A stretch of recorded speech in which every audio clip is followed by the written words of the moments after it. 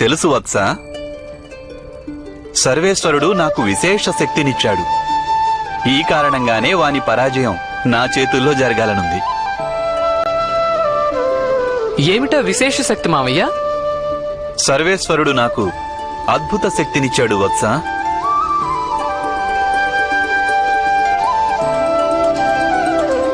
అదేమిటో నీకు తెలుసుకోవాలనుందా?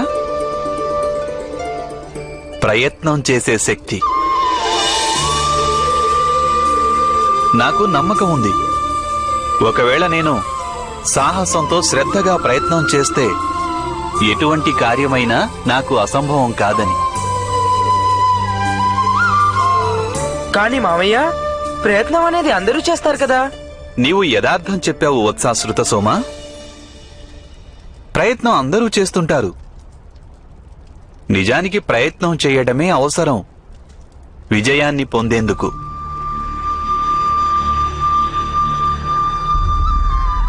వాస్తవం చెప్పాలంటే మీరనుకునే ఆ విశేష శక్తి ఏదీ నాకు లేదు.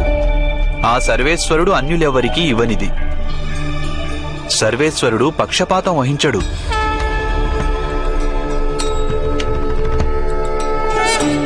మనం అందరం సమానమైన శక్తితోనే జన్మిస్తుంటాం.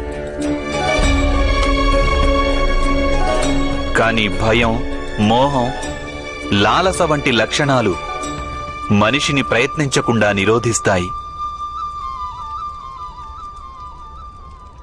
ఇక ఎవరైతే ప్రయత్నమే చెయ్యరో వారిని సాఫల్యం ఏ విధంగా వరిస్తుంది వత్సా?